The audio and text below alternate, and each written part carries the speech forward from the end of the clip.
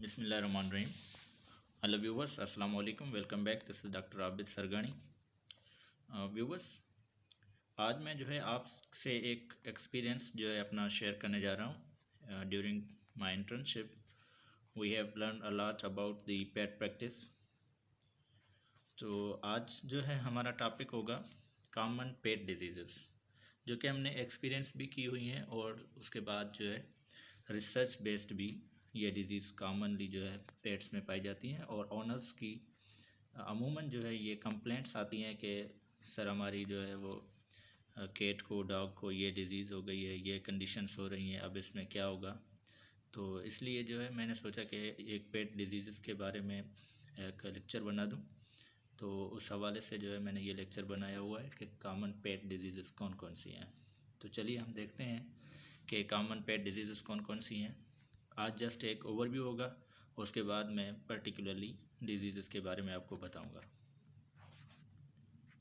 तो सबसे पहले के इंट्रोडक्शन में हमने पढ़ा है कि पेट्स कहते किसको हैं।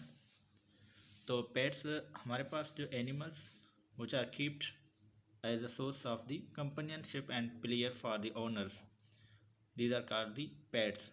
एनिमल्स जो है वेराइटी ऑफ कैटेगरीज में हम एनिमल्स को कैटेगराइज करते हैं, जैसे डोमेस्टिक एनिमल हो गया, वाइल्ड एनिमल्स हो गए, और उसके बाद लैब और जू एनिमल्स हो गए। तो पेट एनिमल भी एक कंपेनियन एनिमल्स को कहा जाता है जो कि घर में पाले जाते हैं।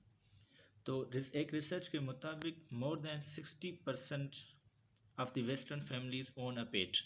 तो वो एक ओन जो है पेट्स उनके घर में मौजूद होता है। वो इसलिए कि हमारे यहाँ जो है ऐसा है कि हम हमारे जो ऑफिस स्प्रिंग्स हैं वो जॉब करने के लिए बाहर वगैरह नहीं जाते हैं, आउटिंग नहीं करते इतने ज़्यादा देर तक। तो फ़ॉरेन में ऐसा होता है कि उनके जो ऑफिस स्प्रिंग्स होते हैं वो पेरेंट्स से या फिर जो है ग्रैंड पेरेंट्स से वो काफ़ी दिनों तक जो है दूर रहते हैं। तो वो क्या करते हैं कि उनके जो पेरेंट्स होते हैं वो इंडल्ज करने के लिए या फिर एक्सरसाइज करने के लिए या ख़ुद को इंगेज रखने के लिए ये पेट्स को ओन करते हैं। तो चलिए देखते हैं कि डिज़ीज़ क्या है।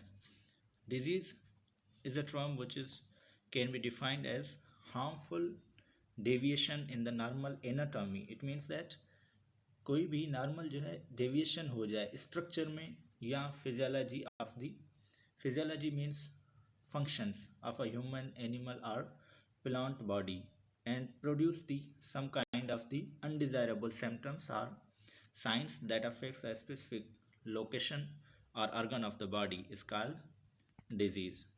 Here यहाँ पर जो है ये म्यूकस मेम्ब्रेन का मैंने एग्जांपल दिया हुआ है कि अगर आप राइट साइड पर देखेंगे तो this is the blackish one which is abnormal condition, while the mucous membrane of the normal animals is pinkish in color. So this is the distinguishing characteristic between the anatomical structure of the mucous membrane of dog. So यहाँ पर आप देख कर जो है identify कर सकते हैं कि ये डॉग हेल्दी है या फिर डिजीज कंडीशन में है।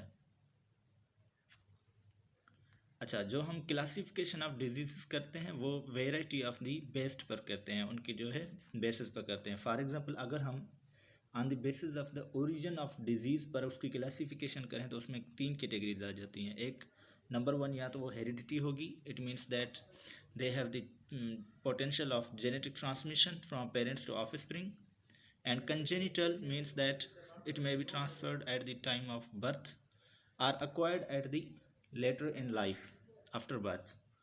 उसके बाद फिर आ जाती हैं सिस्टमेटिक डिजीज़। हम डिजीज़ को कैटेगराइज करते हैं।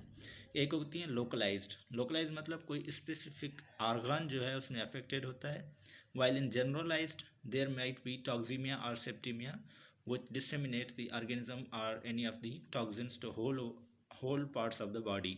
It means that whole body is affected. That term is defined as generalized disease.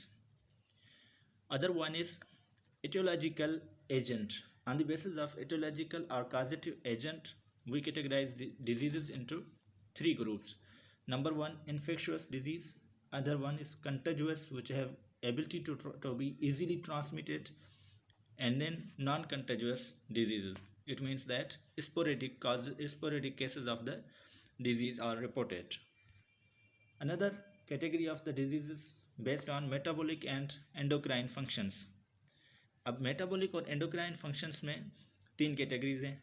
एक तो स्टोरेज डिसऑर्डर्स होंगे, नंबर 2 प्रोडक्शन रिलेटेड डिसऑर्डर्स होंगे, या फिर हार्मोनल इम्बैलेंस की वजह से होगी। ठीक है, उसके बाद इम्यून डिसऑर्डर्स।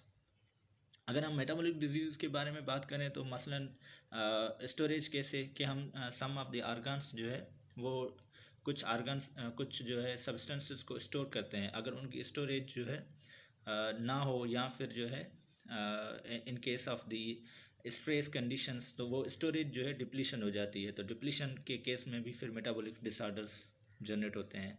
या फिर eight the time of production जैसे डेयरी एनिमल्स हो गए, या फिर eight the time of lactation in pets हो गए या फिर लार्ज एनिमल्स हो गए, तो उसमें भी कुछ एंजाइम्स वगैरह जो है प्रोड्यूस होती हैं, या फिर प्रोडक्शन की वजह से बॉडी जो है डेफिशिट हो जाती है कुछ न्यूट्रिएंट्स की वजह से, तो उसमें फिर मेटाबॉलिक फंक्शन जो है वो चेंज हो जाता है। और एंडोक्राइन का मतलब होता है कि हार्मोन्स जो है हार्मोनल इम्बैलेंस की वजह से, जैसे हाइपरथायराइडिज्म हो गई या हाइपोथायराइडिज्म डिजीज़ हो गई, ये हार्मोनल इम्बैलेंस की वजह से होती हैं। और उसके बाद जो है फॉर एग्जांपल डायबिटीज़ हो गई, तो ये तो समवॉट जो है endocrine and metabolic inter related to each others होती हैं। उसके बाद इम्यून डिसऑर्डर्स मीन्स के इम्यून सिस्टम इज़ अफेक्टेड।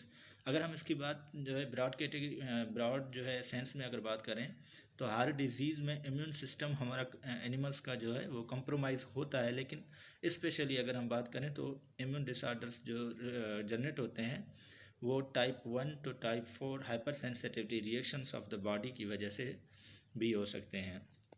उसके बाद on the basis of environment, तो एनवायरमेंटल काजेज़ ऑफ डिजीज़ भी हो सकते हैं, जैसे कि एलर्जी हो गई फॉर एग्जांपल इन पेट्स में जो है जैसे मौसम चेंज होती है तो फ्लू और अदर जो है इन्फ्लुएंजा वगैरह या कोल्ड वगैरह की साइंस जो है रेस्पिरेटरी साइंस जो है शो हो जाती हैं। ठीक है, जैसे वो बिल्डिंग्स पर बैठते हैं या फिर उसके बाद अदर जो है इडियोसिंक्रेटिक काजेज़ की वजह से डस्ट वगैरह हो गई, या फिर मल्टीपल काजेज़ एनवायरमेंटल हो सकते हैं, या फिर स्ट्रेस की वजह से। तो इस बेस पर जो है हमने क्लासिफिकेशन ऑफ डिजीज़ की हुई हैं। उसके बाद हर डिजीज़ को हमने स्पेसिफिकली जो है वो डिस्कस करना है on the basis of aetiological agent. अच्छा, अब काजेटिव एजेंट के बुनियाद पर हमने जो डिजीज़ को कैटेगराइज किया हुआ है उसमें 4 मेजर कैटेगरीज आ जाती हैं। नंबर 1 पैरासाइटिक डिजीज़ हो, मीन्स प्रोटोजुआन हो गए या फिर अदर पैरासाइट्स जो है अर्थ्रोपोड्स जो डिजीज़ काज करते हैं, ticks, mites etcetera. And then fungal disease, मसलन फॉर एग्जांपल रिंगवर्म हो गई या स्किन इचिंग वगैरह हो गई, तो ये डर्मेटोफाइटोसिस हो गई या फिर एस्परजिलोसिस हो गई, तो ये फंगल डिजीज़ में आ जाती हैं। और उसके बाद फिर bacterial disease, there are several multiple bacterial disease causing the infections in the pet animals. और उसके बाद वायरल डिजीज़ भी काफ़ी सारी हैं, जैसे पार्वोवायरस हो गया, उसके बाद फेलाइन पेलनिकोपेनिया एट्सेट्रा, ये हम बाद में जो है डिटेल में डिस्कस करेंगे। तो आज का लेक्चर हम यहीं पर ख़त्म करते हैं, और नेक्स्ट वीडियो में मैं आपको पैरासाइटिक, फंगल, बैक्टीरियल और वायरल डिजीज़ हर डिजीज़ के बारे में डिटेल में बताऊंगा। आज की वीडियो यहाँ तक एंड करते हैं। Thank you very much.